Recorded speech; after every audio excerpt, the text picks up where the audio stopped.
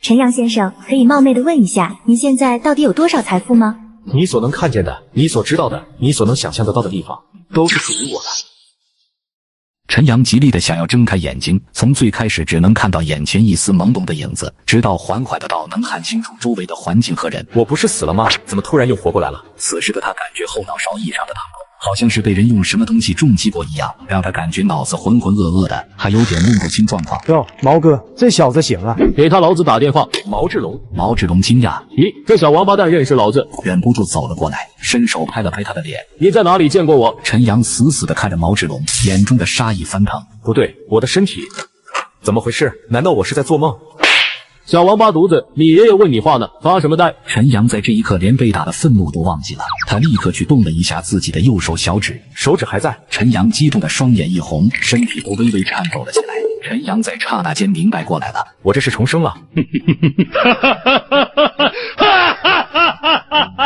既然老天又给了我一次机会，那些失去的我都要拿回来，那些害我的，你们都会后悔活在这个世界上。陈阳抬头，神色冷然地看向了毛志龙，脑海中念头飞转，开始回忆当年的细节。哟，小王八犊子，这小眼神还挺带劲的，想杀了你爷爷，强子拿刀来，不切手指了，先剐掉他一只眼睛，给陈国良送过去。好嘞，毛哥。按住他！听到毛志龙的命令，周围立刻有2个小弟跑了过来，从左右按住了陈阳的头和肩膀。毛志龙用锋利的刀尖直接朝着陈阳的眼睛缓缓伸了过去。可是出乎意料的是，陈阳的表情罕见的异常平静。哼，老子倒要看看你是不是真的不怕死！举起那柄尖刀就要刺入陈阳的眼眶内。你不是想知道我在哪里见过你吗？我爸带回来家里过一份档案，里面有包括卓成和你以及你们这些人所有的资料，还有你们犯的事。陈国良手里为什么会有我们的资料？你以为宋伯伯和我爸会不知道卓成是什么货色？他们自然会防着卓成狗急跳墙，找你们这种垃圾来玩阴的，所以早就将你们都给查了个底朝天，也提前安排警方的人对你们进行布控了，就等着你们动手。看外面的天色，从你们绑架我到这里来，至少过去了1个小时了。现在警方肯定已经在路上。毛志龙等人神色都是一变，他们虽然不相信陈阳所说的，但是这个少年的表情太镇定了，而且还一副有恃无恐的样子，让他们心中都忍不住有些发怵。小狗去外面看看。那个叫小狗的人二话不说，忙不迭的就朝着外面跑了去。毛志龙用刀片拍了拍陈阳的脸，冷笑着道：小子，这里可是新林市局，如果真的有人在监控老板和我们，怎么可能收不到消息？少在这里唬老子！我说了是新林市局的人吗？宋伯伯和我爸早就掌握了卓成大量犯罪证据，上报到省里了，省里为此成立了专案组。他们也知道卓成在新林的势力盘根错节，所以这次是由省纪委和省厅联合办案，同时借调了林市东窑和乐州的武警。你觉得老子会信你的鬼话？卓成指使你绑架我，想要通过伤害我，逼我爸将他掌握的那些证据交给你们，然后再让他将100多万现金栽赃给宋伯伯，最后逼我爸写下遗书污蔑宋伯伯，逼他在办公大楼自杀，对不对？毛志龙神色阴沉的将手上的刀一翻转，刀尖已经刺破了陈阳的脸颊，一滴鲜血已经从刀尖处渗透了出来。小王八蛋，你是怎么知道这件事的？陈阳脸被划破，却仍然面不改色的笑着道：这有什么奇怪的？我爸在家里和宋伯伯通电话的时候，我在书房门口偷听到的。这时那个外号小狗的流氓跑了回来，一脸惊疑不定的向毛志龙汇报：王哥，外面没有动静，连一辆车都没有。毛志龙阴沉的看着陈阳，冷冷的问道：小子，你耍我？我需要耍你？宋伯伯和我爸早就知道了卓成的阴谋，你觉得他们会坐以待毙吗？你这小弟看不到，不代表警察就不在。毛志龙心中一紧，将刀一收，亲自朝着工厂外面走了去。陈阳等毛志龙背影消失后，忽然看向了站在前面的那2个小弟。我如果没有记错的话，你是王强，你是韩小林。被喊出名字的那5个人神色都是一变，显然没想到陈阳居然连他们都认识。不用这么惊讶，刚才我已经说过，看过你们所有人的资料，我不只知道你们的名字，那些档案上还记载了一些你们的秘密，比如你们2个人偷了卓成锦湖别墅里的钱，藏到了隔壁的东窑市。陈阳此言一出，在场所有人脸色都是一变。年仅18岁的市长秘书儿子被本地黑社会绑架，凭借着前世记忆，我不仅说出来他们不为人知的秘密，还成功的让他们开始了自相残杀。小王八蛋，你他妈胡说八道什么？狗日的，你是不是想死？竟敢污蔑我们！王强从背后摸出一把匕首，气急败坏的就要动手了。老子弄死你个小王八蛋！喂，他想杀人灭口，你们还不拦着？为首一人面色不善拦着王强，看着他问道：强子，你干什么？你他妈给我走开！这狗日的诬陷我们，我今天一定要弄死他！是不是诬陷？等毛哥回来再说。你他娘的杀了他，我们怎么交代？去你妈逼的！老子给你脸了！快跑！有点意思。大刘、吴哥，你们要不要紧？石军，我也有个关于你的秘密，你想不想听？那个叫石军的流氓全身蓦地一僵。什么秘密？你和毛志龙的小老婆乱搞，他生下了一个儿子，还说是毛志龙的，你觉得这个秘密能不能让他做掉你？石军脸色惨变，他瞪大眼睛，在短暂的沉默之后，他掏出匕首朝着陈阳走去。你想清楚了，外面现在都是警察，我的身份你也知道，你如果杀了我，也不可能跑得出去，你到时候必然会判死刑，但是在行刑之前，你每天都会在监狱里面饱受折磨。我爸遭受了丧子之痛，你觉得他会不会也让你品尝一下相同的滋味？再说了，除了你那个儿子，还要想想你的父母，他们只要再心灵一天，就不可能有好日子过。石军身体像是被施了定身术一样，直接定在了原地。我告诉你这个秘密，不是要威胁你，而是想要给你一个戴罪立功的机会。你现在放了我，等警察来了，我可以向他们证明是你救了我，我再向宋伯伯和我爸求情，加上你的立功表现，最多蹲个1-2年就出来。但是毛志龙就没这个命了，他杀了王强和韩小林，还有你脚下的那2个人，肯定是死刑。这样一来，等你出来之后，你们一家3口就能光明正大的在一起了。石军闻言一愣，陈阳说的话非常有诱惑力，的确是比杀了他更好的选择。石军疑惑地看了一眼王强和韩小林的方向，他们4人明明都还没死，陈阳为什么说他们已经死了？刚才这里的动静闹得这么大，毛志龙只要不是聋子，肯定已经听到动静往回赶了。这里是3楼，只有一条下去的楼梯。王强和韩小林想要逃走，就会碰到那2个人。只要刚才追上去的那个人喊出他们逃跑的原因，你觉得毛志龙会让他们活着离开吗？他们要是跑了，卓成要弄死的就是毛志龙了。正在这个时候，2楼传来了一阵怒骂和激烈的打斗声。小狗，毛志龙，老子杀了你们！何况想不到你个垃圾还挺讲义气的，居然还回来救你兄弟。好，今天我就让你们同年同月同日死。陈阳看了一眼地上躺着的那2个人，慢悠悠地开口道：你再不快点做决定，待会毛志龙就回来了。我放了你，我们一起逃到外面，让警察来抓他们。毛志龙现在堵着楼道，你凭什么认为我们2个人能逃走？那你在这里等我，我装作去帮助毛志龙对付王强他们，他肯定不会防着我，我只要找机会逃出去，就去找警察来救你。陈阳仿佛看白痴一样看着石军，来，我给你分析一下你这样做的后果。第一，等你喊警察来了，毛志龙肯定会挟持我当人质，到时候出了什么意外，这笔账一样会算在你头上。第二，就算毛志龙不拿我当人质，选择杀了我逃跑，你觉得他事后不会找你算账吗？第三，毛志龙如果被抓了，他也会告诉卓成这里发生了什么事情，你到时候一样没有活路。你现在唯一的选择就是让除了我之外所有人都开不了口。石军此时紧张不已，你时间不多了，王强和韩小林撑不了多久。这2个人也听到我们在说什么了，只不过一直在装死。你刚才说的话，他们都知道你想反了。一旦毛志龙回来了，他们肯定会告密。陈阳话音未落，就看到石军直接用匕首对准他的脖子一刀抹了下去，那人连惨叫都来不及发出，就直接一命呜呼了。楼下还没结束，你现在可以过去假装帮毛志龙了，找个机会偷袭毛志龙，记住不将他给做掉，我们都不会有什么好下场。石军没有动，而是盯着陈阳，你说的话算不算数？陈阳忽然笑了起来，我什么身份，你又是什么身份？你这种渣渣和我的命比起来一文不值，只要我能安然无恙的回去，就你一条狗命根本不在话下。好，我就信你一次。将你刀上的血迹擦干净。年仅18岁的市长秘书儿子被本地黑社会绑架，凭借着前世记忆，我不仅说出来他们不为人知的秘密，还成功的让他们开始了自相残杀。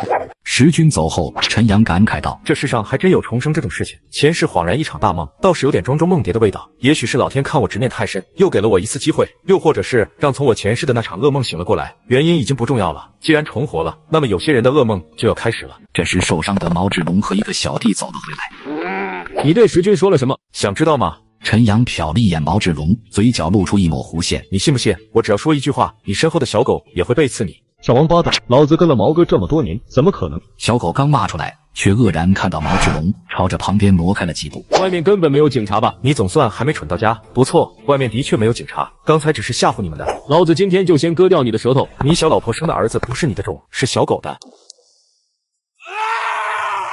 小王八蛋，你他妈诬陷老子！毛哥，你千万别信这个狗日的，我和小嫂子绝对没有任何关系。小子，不管你说什么，我今天都要先割了你的舌头。你那个女人以前做小姐的，就算跟了你，也安分不下来。你又搞一堆女人，一个星期都轮不到她一次，她得不到满足，自然就勾搭你身边的小弟。你不如仔细想想，你那个儿子是不是和小狗长得很像？哦，对了，小狗的资料上有他和那个女人上床的照片，我如果没有记错，你那个小老婆叫李翠翠，右屁股上有一颗痣，住在幸福里小区多少号来着？算了，想不起来了，也不重要了。我能说出这些信息来，已经足够证明他们上过床了，你说是不是？毛哥，你别听这小王八蛋胡说八道，我真的和小嫂子没有任何关系，你儿子也绝对不是我的儿子。毛志龙神色阴沉地看了小狗片刻，忽然淡淡的道：你跟了我这么多年，我当然相信你。这小子一直想要挑拨离间，你来结果了他。这王八犊子害死我们这么多兄弟，我早就想弄死他了。就在小狗快要走到毛志龙跟前的时候，他和毛志龙同时拿刀向对方刺下。哼，我早就看出来家里那个杂种不像我，打算去做亲子鉴定，现在看来不用做了，做掉你就行了。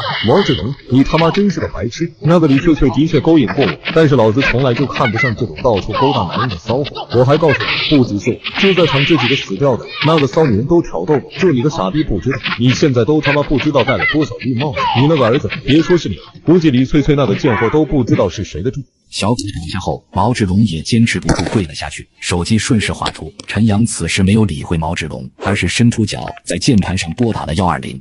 您好，您是需要救护车吗？是的，是的，我现在在城南郊区一个废弃的烂尾楼里面，这里死了好多人，还有人重伤，你们快派人来救命啊！然后不慌不忙的又拨打了110，同样惊恐的报出了自己的位置，再次挂断了电话。是不是很好奇我为什么要打120？很简单，你这么死太便宜你了。你以为你今天能跑掉，以后就没事了？别忘了，这里是心灵，卓老板才是这里的天。小狗有句话没说错，你是真的白痴，你不会真的觉得你还有机会来绑架我，或者我家里人吧？你们绑架我，还导致死了6个人，就算放在全国范围内也是恶性事件。一旦曝光，别说卓城顶不住，就算省里面都要顶着天大的压力。无论是卓城还是上面的人，都会想方设法将这件事给压下来。那么问题来了，我作为一个受害者被绑在这里，还是新林市的市政府秘书长的儿子，任何人都不会认为这些人的死跟我有关系，更何况我根本动不了，只是用你的手机打了急救和报警电话，无论是事实证据还是逻辑推理，都是一个完美的闭环。这6条命的锅你不背，谁来背？而我新林市的市政府秘书长的儿子看到绑架我的劫匪死伤惨重，还好心的拨打120电话，我觉得应该算见义勇为了吧。待会警察来了，我的口供是你要绑架我，威胁我爸，然后逼我爸跳楼自杀，还要栽赃嫁祸给宋伯伯。王强和韩小玲因为什么锦湖别墅钱的事情和你吵了起来，你一怒之下将他们给杀了。你的另外几个手下不服，觉得分赃不均，然后又互相残杀了起来，只剩下你一个人活了下来。我的这些口供可能不等我离开警局，就会传到卓成的耳朵里面，你无论怎么狡辩都没有用，因为我不可能知道那些事，就算是卓成也不会相信你。你觉得到时候卓成会怎么对你？毛志龙脸色惨白。我会跟老板解释，是警方在他那里安装了监听设备。我跟了他这么多年，他怎么可能信你？不信我？卓成到时候自然会找人去检测，可是他肯定什么都找不到。你觉得他还会信你吗？监听设备也是骗我的。年仅18岁的市长秘书儿子被本地凭借着前世记忆，不仅让他们自相残杀，并且还成功的让老大失血过多而死。监听设备也是骗我的，总算有点脑子了。毛志龙气得吐血。那你是怎么知道那些事情的？你还是做个糊涂鬼吧。毛志龙死死地盯着陈阳，老子就算死也要拉你当垫背的。毛志龙怒吼一声，挣扎着从地上站了起来。陈阳看毛志龙摇摇晃晃地举着匕首，他是忍不住笑出声来了。人在极端愤怒的时候，血管会膨胀，血液流动会加速，而你现在除了愤怒这种强烈的情绪，还有对死亡的极度恐惧。如此一来，人体的心率会迅速增快，血压升高，失血速度又会倍增。看看你身上的伤口吧，你现在是不是感觉头晕目眩、精神恍惚，还有四肢发冷，连脚都抬不起来了？毛志龙如梦方醒。你刚才故意打120，还说那么多话吸引我的注意力，就是为了拖延时间让我失血，然后再拿话刺激我，让我加快失血。不错不错，临死之前能长出脑子来也不容易了。毛志龙只觉得胸口一紧，张嘴又喷出了一口鲜血。老子杀了你！毛志龙刚一挪脚，眼前就是一黑，直挺挺的就朝着地上栽倒了下去。陈阳斜睨了毛志龙的尸体一眼。卓成还有无双的人，你们就不会死得这么便宜了。半个小时后，一阵尖锐的警笛声呼啸而来。陈阳调整了一下表情，大叫道：“救命啊！救命啊！在楼上，快上去！”等一群警察冲到楼上来的时候，看着满地的尸体，他们顿时傻眼了。打120看看他们还有没有呼吸。是你刚才打的报警电话吗？是的。你叫什么名字？这里到底发生什么事情了？我叫陈阳，他们绑架了我，想要威胁我爸，然后有一个戴着面具的人突然出现，不知道说了什么，他们就互相残杀起来了。你爸是谁？他们为什么要威胁你爸？我爸叫陈国良。你爸是陈秘书长？是的。这下子在场所有的警察都脸色难看了起来。市里大管家的儿子被绑架，还死了这么多人，这妥妥的大案。不对，全死了，为首的是毛志龙，还有6个是他的小弟。毛志龙。卓成他们现在如此无法无天了，竟然敢直接绑架陈国良的儿子。剩下的警察也是面面相觑，知道这次事情只怕彻底大条了。不对，怎么办？什么怎么办？还要我教你？保护好现场，找法医过来。陈阳，我知道你受了很大的惊吓，但还要麻烦你跟我们回去录一份详细的口供。我要给我爸打电话。当然没问题。你记得陈秘书长的电话吗？记得。我送你去局里，你给陈秘书长打电话。陈阳拿起手机就开始拨打附近的电话。哪位？陈陈阳再次听到父亲熟悉的声音，他的眼眶瞬间红了，语气都哽咽了起来。爸，是我。你跑哪里去野了？我跟你妈一直打你电话打不通。爸，我被人绑架了，现在刚被警察救出来。什么？你没事吧？有没有受伤？爸，我没事，现在警察要带我回警局录口供，你和宋伯伯能过来一趟吗？这件事跟宋伯伯也有关。是啊。好，我明白了。爸，陈国良抱住陈阳，轻轻拍了拍他的背。没事了，没事了，回来就好。你脸没事吧？只是破了点皮，不严重。陈阳抬头四处找了起来，疑惑地问道：我妈呢？我没敢告诉你妈，她那急脾气，要是知道了你被绑架了，能吓出心脏病来。等我们回去再告诉她。我明白了。陈国良此时看向了吴队，主动上前伸手和他重重握了一下。吴越队长，感谢你救陈阳回来。吴越有些受宠若惊的道：秘书长您太客气了，我们也没做什么。赶到的时候，那些绑匪都内讧死了，是陈阳福大命大。无论如何，还是要感谢吴队的。惭愧，惭愧，我们先进去吧。宋市长还在里面等我们。好的。当陈国良父子进去的时候，宋维民立刻便站了起来，问道：陈阳，你没事吧？这群人真是胆大包天。谢谢宋伯伯关心，我没事。陈阳看了一下房间里面的人，迅速又开口道：我想先跟您和我爸说一下当时的情况。吴队长，这孩子受到了不少惊吓，现在录口供肯定什么都说不清楚，我们先安抚一下他，稍后你们再录口供，可以吧？当然可以。小王，你也出去吧。好的。小王是宋维民的秘书王子文，他听到宋维民的吩咐后，不敢有丝毫怠慢，立刻就离开了办公室。陈阳，到底是怎么回事？是卓成派人干的。陈阳，你将事情的经过说给我们听听。陈阳没有浪费时间，言简意赅地将事情都说了一遍，但陈阳没提到是自己让毛志龙那群人内讧的，而是杜撰出来了一个神秘人。在我即将要被挖掉眼睛了的时候，突然出现了一个自称为魔术师的人，上来就说已经报警，逼得毛志龙去工厂外面查看，然后说出了那些地痞流氓的秘密，不费吹灰之力引发王强那些人内讧。在他们全都死了以后，他将手机给我，让我报警，然后他就离开了。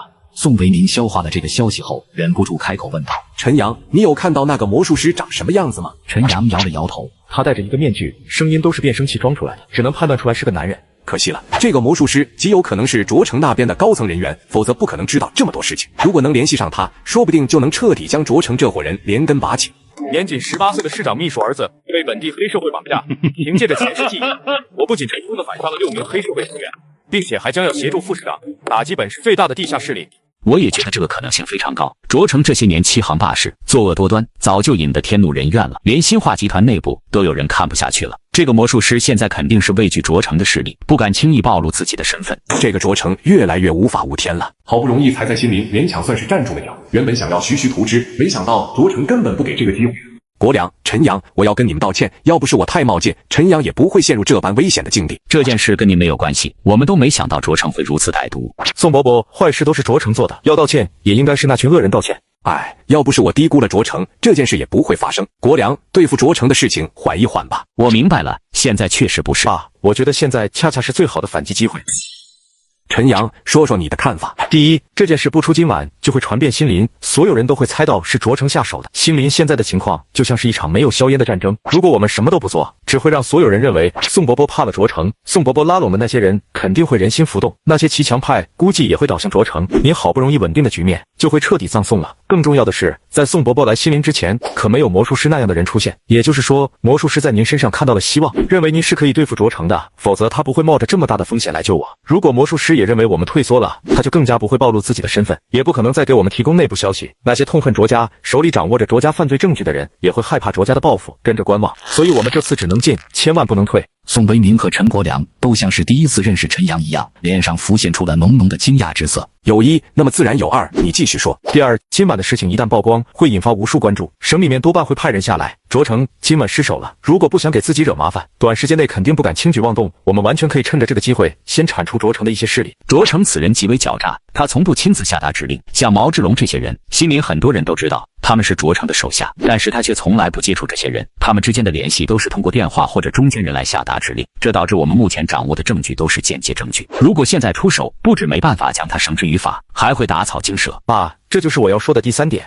魔术师告诉我，卓成是通过景湖别墅在送钱，每次都是安排毛志龙等人往那里面的密室放钱，再将别墅的钥匙和密室的开启密码告诉收钱的人，那些人会去那里装作度假，住上1-2天，等离开的时候就带着大笔的现金离开。魔术师还提到了，他们在密室门口安装过一个隐蔽的摄像头，将那些人取钱的画面都给拍了下来。宋维民眼睛都是一亮，如果陈阳说的是真的，那么我们只要把那些视频弄到手，至少能断了卓成一条胳膊。我马上安排人去取证。爸，锦湖别墅是新化集团开发的，那里都是他们的人，还遍布监控，除非正式立案，否则根本别想靠近锦湖别墅。宋维民闻言微微皱起了眉头，突然看着陈阳问道：“说说你的想法。”我们不需要取证，只要我录口供的时候，将锦湖别墅安装有监控的事情说出来就行了。宋维民和陈国良闻言，表情都有些诧异，但是在极短的时间里面，两个人同时反应过来了。只要这件事曝光，那些收过卓成钱的肯定人人自危。卓成是什么样的人，他们都心知肚明。那样的事情，卓成绝对做得出来，而且一定会做，以便将来作为把柄威胁他们。哪怕卓成将他们召集起来否认没有监控，这些人都不会信。这样一来，他们心里都埋了一根刺，不可能再跟卓成一条道走到黑。宋维民却是摇了摇头道：“这件事没那么简单，反而可能让这些人跟卓成绑死。他们原本不知道这件事，以前卓成指使的事情，只要不是太为难，他们都会办了。但现在他们知道了卓成手上有把柄，哪怕他以后指使的事情是违法的，哪怕心中有再多不满，都只能老实照办。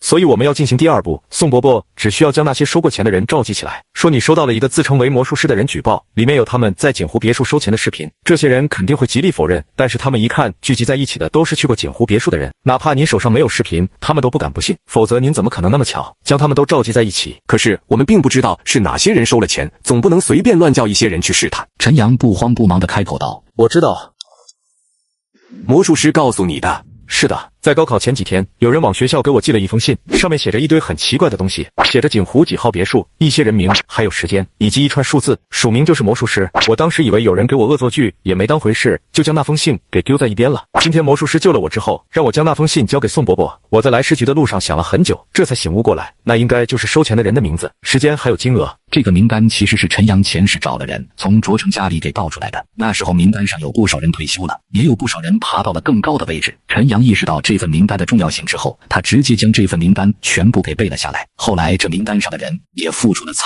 痛的代价。年仅18岁的本市秘书长儿子被本地黑社会绑架，凭借着前世记忆，我不仅成功反杀黑社会成员，还指出市长的秘书是内奸，甚至爆出他就是本市最大黑恶势力老大的私生子。有了这个名单，就算没有视频，只要您报出时间和金额，他们都会吓死，哪里还敢跟您要视频证据？您也不用要求他们倒戈，只要保持两不相帮就行了。在两边都有把柄的情况下，他们也没有别的选择。而且卓成手上保留的那些视频证据也就废掉了。他如果真的拿视频去威胁他们，那些人只怕会立刻反骨。按照魔术师所说，这些人虽然都不是高层，但是手上掌握的权力也都不小，否则卓成没必要收买他们。而且他们大多都是土生土长的新邻人，背后也牵扯着不少势力。卓成或许能弄死一两个，但绝对不敢一次性得罪这么多人。如此一来，我们至少等于斩掉了卓成的一条胳膊。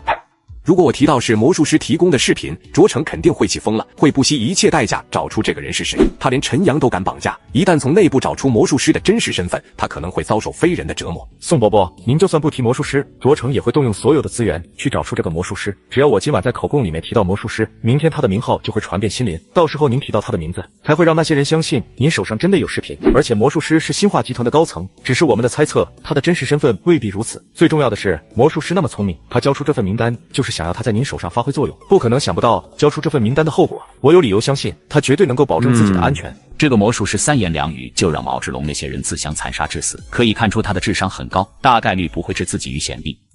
陈阳，那个名单你有妥善保管吗？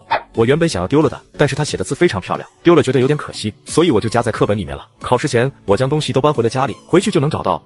那就太好了，你尽快录完口供，我们一起回去找。宋伯伯，还有一个问题需要尽快弄清楚。什么事情？您和我爸身边肯定有卓成的眼线，这个人泄露了内部情报，才将卓成给激怒了，派毛志龙来绑架我，逼我爸交出手里掌握的证据。宋维民和陈国良神色都是微微一变，要不是陈阳提醒，他们差点忘记了这件事。国良，调查组的人，你再深入调查一下背景，我马上着手去办。宋伯伯，我觉得首先应该调查一下王子文。陈阳，不要乱说。爸，我没有乱说，那个魔术师告诉我，王子文有可能是卓成的私生子，但是他不能100%确认。什么？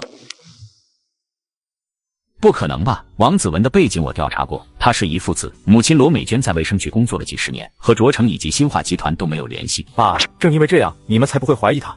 宋伯伯，爸，卓成从一无所有到现在能够在新林只手遮天，凭借的就是老谋深算和心狠手辣。卓成在新林的势力早就根深蒂固，新化集团甚至已经朝着省城和林市发展了。我觉得不管王子文是不是卓成的私生子，调查组里面只要是新林本地人的，都需要深入调查。毕竟在这个地方敢招惹卓家的人太少了，他们要跟卓成作对都会害怕。换作是我也会想，宋伯伯不可能一直主政心灵，但是卓家却是铁打的，一旦宋伯伯离开心灵，那他们怎么办？谁能够保证卓成不报复他们？王子文没有问题，当然最好，如果有问题，那么他就大有用处了。宋维民和陈国良都惊讶地看向了陈阳，他们显然都没想到陈阳才18岁，居然如此有见地，能想到这么多事情。陈阳说的有道理，找人深入调查王子文和调查组的所有的成员。好，我稍后就去安排。陈国良和宋维民不由自主的都将视线集中在了陈阳的身上，眼中都带着惊奇和探寻之色。陈阳长大了。宋伯伯，我今天算是体会到了什么叫做生死之间有大恐怖。在我快要被毛志龙剐掉眼珠子的那一刻，脑海中闪过了无数念头，有恐惧，有不甘，有愤怒，有痛苦，但他们最终都化为了一个念头，那就是弱就是原罪。我暗暗对自己发誓，一定要变得强大起来，比这世上任何人都要强，绝对不让自己再落入那样的境地。我的人生还没有开始，不能毫无价值的死在那里。也就是在那一刻，我就像突然开悟了一般，对很多事情都豁然贯通了。你能够有这样的觉悟，迟早能变得强大起来。现在有我在，不会再让你们一家陷入险境。谢谢宋伯伯，跟我还客气什么？先去把口供录了，赶紧回家。你妈这会估计都等着急了。录口供的警察也不敢给陈阳压力。录完口供，吴队长满脸客气地将陈阳送了出来，客气地说：“陈阳，如果你回去想起来什么，记得随时联系我们。”好的，吴队。小王，你今天先下班，我送陈阳回家。好的。国良，我坐你的车，让司机在后面跟着。好，我去开车。在路上的时候，陈国良原本还想要找宋维民聊天，却被对方给阻止了。当看到宋维民拿出手机，在上面输入了一段文字，车里面可能有监听设备的时候，陈国良瞬间便秒懂。重生在绑架当天，凭借着前世记忆，不仅用我的3寸不烂之舌使我成功自救，并且还为市长提供了一份极其详细的本市黑势力成员的名单。当市长看到整个名单后，不敢置信的呆愣在原地。陈阳，你跑什么？陈阳毕竟才刚成年，今天经历了那样的事情，现在最想见的应该是母亲吧？要不是我，这孩子也不会遭这罪。这件事怎么能怪你？我们再努把力，尽快将卓成这颗毒瘤铲除。来了来了。当房门被打开的那一瞬间，陈阳看到母亲那熟悉而又陌生的脸庞，他眼眶忍不住一红，立刻扑上去就抱住了林月华。妈，我回来了。洋洋，怎么了？是不是没考好？没关系，没考好就没考好，大不了复读1年就是了。妈，不是，我考得很好，就是很想你。我早上才把你送到考场的，现在就想我了。洋洋，你不对劲啊，你脸上的创可贴怎么回事？是不是闯祸了？没有，发生了点小意外。宋伯伯也来了，让他们跟你说发生的事情吧。我要去找一个东西。没一会，陈阳就拿着信封出来。林月华脸上满是担忧的走过来问道：“除了脸上，还有没有哪里受伤？你这孩子，刚才怎么不告诉我？你要急死我啊！”妈，我好着呢，脸上的只是擦伤，明天就能好了。刚才看到你，太开心了，就忘记告诉你了。反正爸和宋伯伯都到了，他们也会告诉你的。我就先进来找他们要的东西了。妈，我先将东西给宋伯伯。要不要去医院检查一下？妈，我真的没事。身体没受伤，并不代表就没事。你可是刚刚被绑架了，要不要去看看心理医生？妈，你觉得我现在像害怕吗？真没事。您要真不放心的话，我们明天去医院做个全身检查，包括精神检查。好，好吧。爸，宋伯伯，这就是那封信。宋维民接过信纸之后，一旁的陈国良也凑了上去，两个人一起查看那份名单。果然好字，难怪陈阳舍不得丢。这才是铁画银钩，一笔一画都透着一股锋锐之气，当真如利剑出鞘一样。常言道，人如其字，由此可见魔术师的为人。宋维民点了点头，迅速扫完了那个名单，然后他就深深皱起了眉头。这些人居然全都被卓成拉下水了，难怪行政命令一到下面就会变样，都是这些人在阳奉阴违，暗中使绊子。这些人全都是在要害部门，情况比我想象的还要严重一些。看来必须得下重手整治了，否则这心林的天永远都是黑的。国良，按照这份名单，明天将他们都约来开会。我明天会想个妥善的方式。那我就不打扰你们一家吃饭了。陈阳的事情一定会给你们一个交代。陈国良原本想要挽留宋维民在家里吃饭，对方却说还有事情要办，直接便告辞了。在宋维民走了之后，陈阳一家3口便上桌吃饭了。国良，要不你辞职算了吧？月华，你让我这个时候逃跑，到时候别人会怎么看我们一家？宋市长那边我又怎么交代？我管不了别人，只想要我们一家安稳的过日子，这个要求过分吗？妈，爸如果辞职了，你让他去做什么？以卓成的狠毒，就算爸辞职了，只要我们一家还在心里，他肯定会找人来整我们。爸现在有这个身份，他还会有点顾忌，可一旦爸辞职了，你的工作估计也保不住。那个时候无权无势，又没有宋伯伯的庇护，我们一家根本没办法在心林立足。这心灵谁不知道卓成就是这里的土皇帝？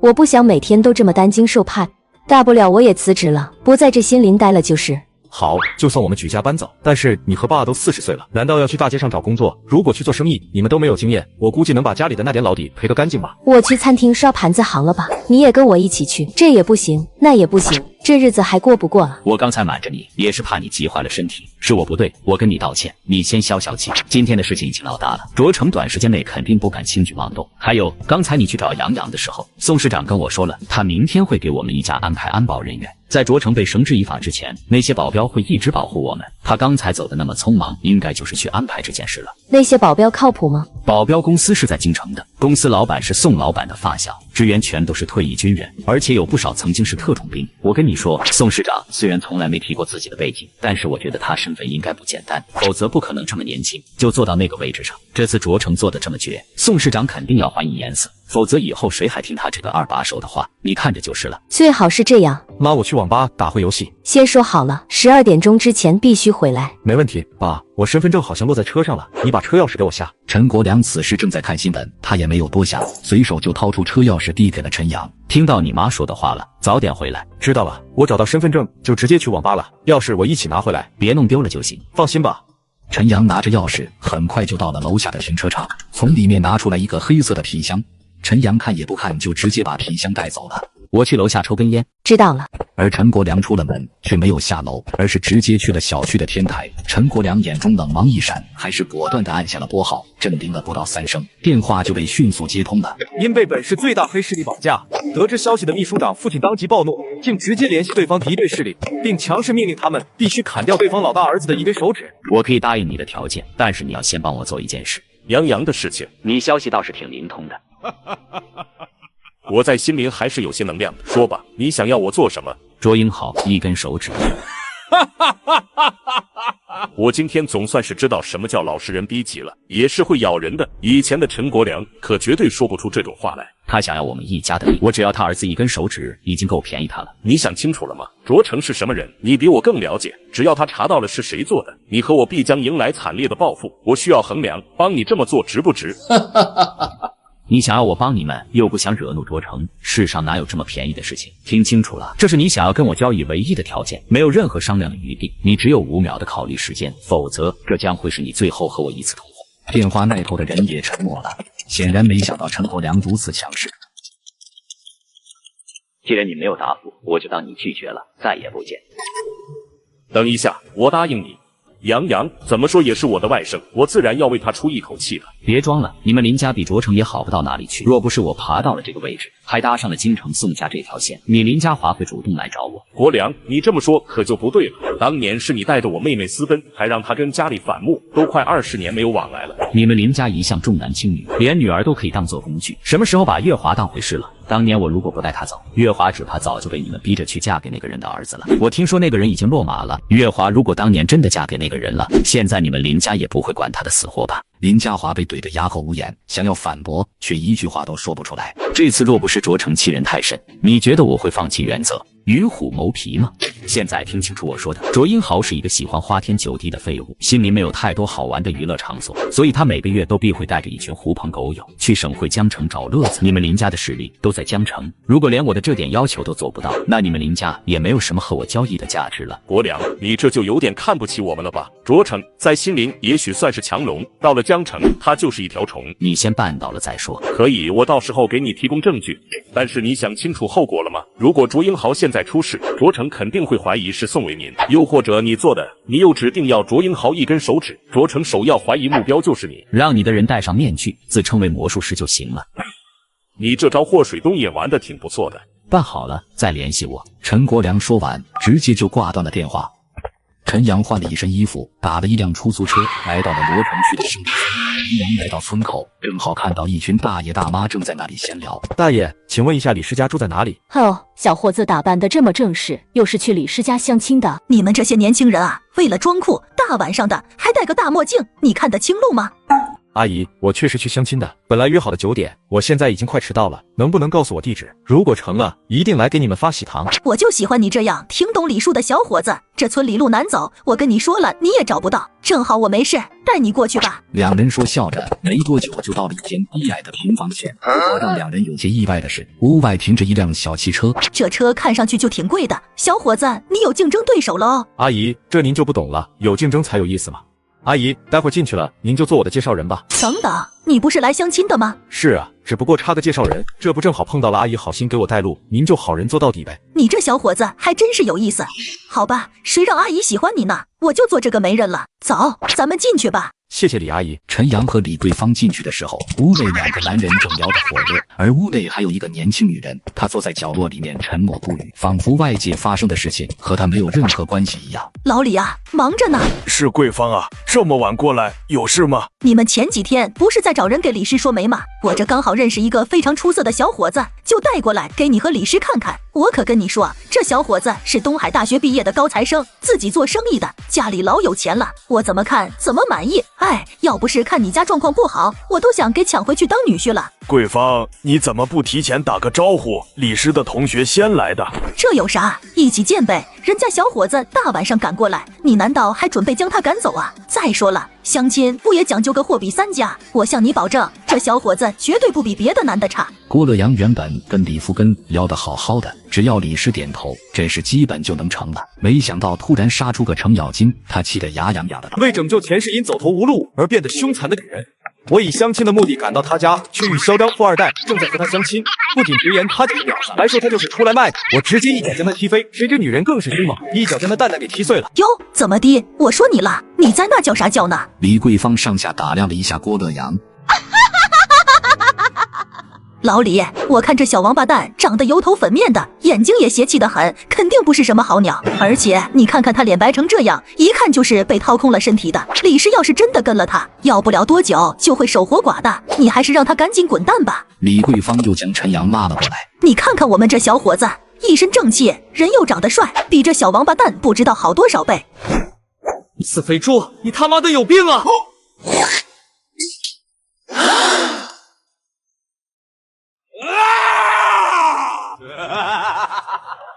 阿姨干得漂亮！郭乐阳此时正气得浑身发抖，伸手擦掉脸上的浓痰，直接抄起刚才坐着的那张凳子。你个死肥猪，老子弄死你！陈阳一把就抓住了那张凳子，没让他给砸下来。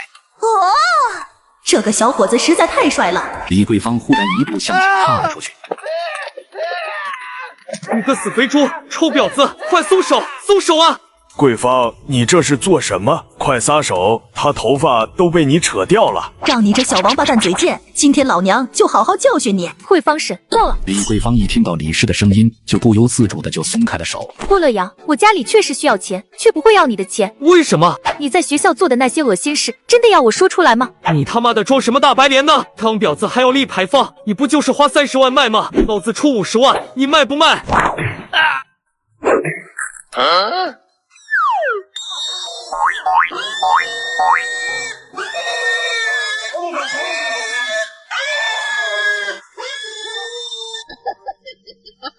我早说了吧，这小王八蛋绝对不是什么好东西，妖怪现形了吧？小伙子干得漂亮，替阿姨狠狠出了一口恶气。小王八蛋别在这里狗叫了，赶紧有多远滚多远，不然老娘一屁股坐死你！在听到李桂芳的威胁后，郭乐阳也只能咬牙尝试着站起来。你们都他妈给老子等着！今天打我的人一个都不会好过。正当他走到门口准备出去的时候，听到不耐烦的声音从门外传了来：“李福根，到点了，该还钱了。”惨叫！你他妈！马先身后跟进来了3、4个小弟，大摇大摆的就走了进来。哟，这么热闹！视线都不由自主的集中在了李师身上，肆无忌惮的开始打量着他。我再说一遍，李恒借的钱，你们去找李恒要，跟我们没关系。我读书少，你可别跟我扯犊子。子债父偿的道理是个人都懂。李恒借的钱，自然要李福根来还。我们又不找你，你别挡在这里碍事啊！李师拿出了手机，就在开始拨号。喂，110吗？我家里闯进来一群人，想要对我们动手。你们赶紧派人过来吧。小美女，欠债还钱，天经地义。我们找不到李恒，所以才上门讨债而已，可没动手啊。就算警察来了，也不能拿我们怎么样，顶多批评教育。更何况，就算我们真的动手了，警察把我们带走了，第2天我们就能出来。但是那个时候我们再来，就不会这么好声好气的说话了。我听说你老妈有哮喘，到时候我们就在外面撒花粉，烧点浓烟什么的。哦，对了，我们还有吸粪车，明天要开着过来抽粪，会路过你家的。万一不小心漏到你家，将这里淹了，那可怎么办啊？马贤此言一出，李福跟妇女脸色都是惨变。此时地上的郭乐阳脸上却浮现出了幸灾乐祸的表情。我可以还钱，你们先将他给丢出去。小美女，我们是来要债的，可不负责帮你清扫垃圾啊。知道我为什么不要你的钱吗？因为你爸前些天派人来找我，说愿意给我100万彩礼，只要我答应嫁给他。我现在想了想，觉得还是要你爸的100万算了。当你的后妈总比当你的老婆好。你爸有3个儿子，将来死了，财产也要分3份。如果是你后妈，我直接就能分1半，剩下的才给你们3个儿子分。你放屁！我爸怎么会派人来找你？李师从口袋里面掏出一张名片，直接扔到了郭乐阳的身上。是你爸的秘书刘冰留下的名片，让我考虑好了，就给他打电话。你如果还不信。